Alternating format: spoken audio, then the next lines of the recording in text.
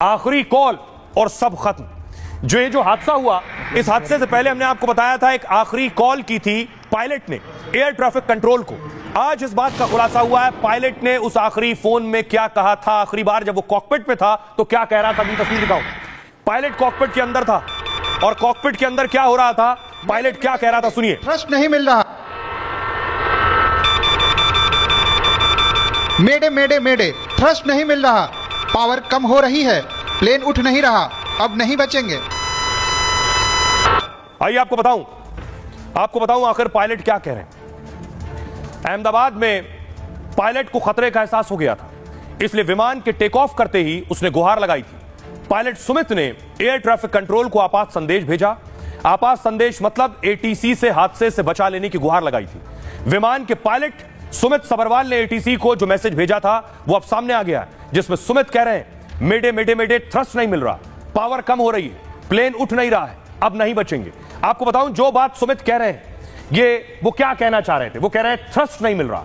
ये थ्रस्ट क्या होता है जो नहीं मिला और प्लेन क्रैश हो गया। कल भी कई वजह हमने बताई थी, एक्सपर्ट्स क्या कह रहे हैं। आज अब आपको बताता हूं ये थ्रस्ट क्या होता है जो पायलट बार बार कह रहा है थ्रस्ट नहीं मिल रहा। सीधा मतलब है कि इंजन सही से काम नहीं कर रहा है।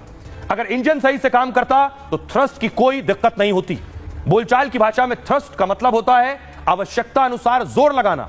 टेक ऑफ के बाद जैसे ही विमान टेक ऑफ करता है थ्रस्ट की जरूरत पड़ती है ताकि विमान को ऊपर उठाया जा सके, धक्का लगाकर, जोर लगाकर और ऊपर।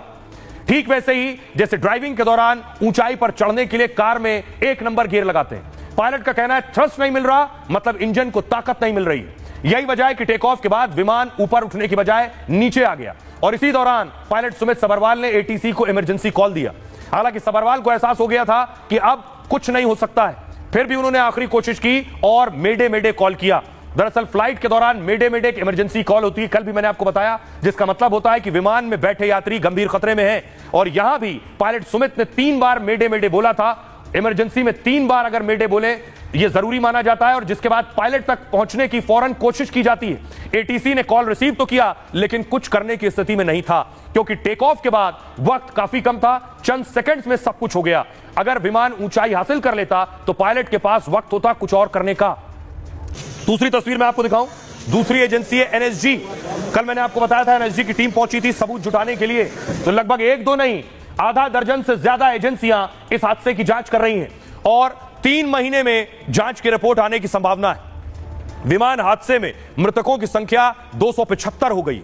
विमान के क्रू मेंबर समेत 241 लोग फ्लाइट में सवार थे और जबकि बाकी के 34 लोगों की मौत विमान के नीचे दबकर हुई है।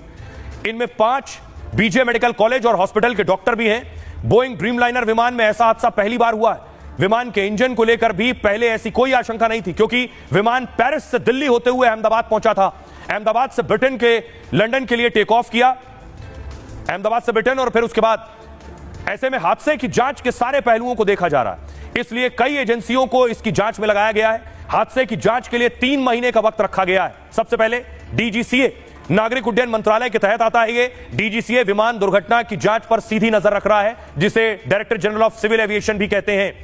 एआईबी ये मुख्य जांचकर्ता एजेंसी है हादसे की, और जिसे एयरक्राफ्ट एक्सीडेंट इन्वेस्टिगेशन ब्यूरो भी कहते हैं। एआईबी की टीम शुक्रवार को ही घटनास्थल पर पहुंच चुकी थी। एआईबी को 2012 में बनाया गया था जो दुर्घटना की जांच करती है, और एआईबी का काम सुरक्षित यात्रा के लिए सलाह देना भी है। अगली एजेंसी है यूके एआईबी। विदेशी जांच एजेंसियों की भी मदद ली जा रही है। विमान दुर्घटना की जांच में यूके एआईबी भी शामिल हो गई है। यूके एआईबी ब्रिटेन की प्रमुख जांच एजेंसियों में से एक है और जिसे मुख्य तौर पर विमान दुर्घटनाओं की जांच में महारत हासिल है। एफएए अमेरिका की जांच एजेंसी है, इसे भी लगा दिया गया है। यह भी भारतीय एजेंसियों को सहयोग कर रही है। एफएए को विमान दुर्घटना की जांच एक्सपर्टीज है, इसे फेडरल एविएशन एडमिनिस्ट्रेशन भी कहते हैं। साथ ही अगली एक और जांच एजेंसी एनटीएसबी, यह भी शामिल हो गई है जांच में। एनटीएसबी भी अमेरिका की जांच एजेंसी है। अमेरिका में एनटीएसबी ट्रांसपोर्ट सेफ्टी का काम देखती है और विमान, जहाज और सड़क दुर्घटनाओं की जांच करती है। एनटीएसबी का मुख्यालय अमेरिका की राजधानी वॉशिंगटन डीसी में है। एनआईए, खबर है कि एनआईए भी की जांच शुरू कर दी है, जिसे हम नेशनल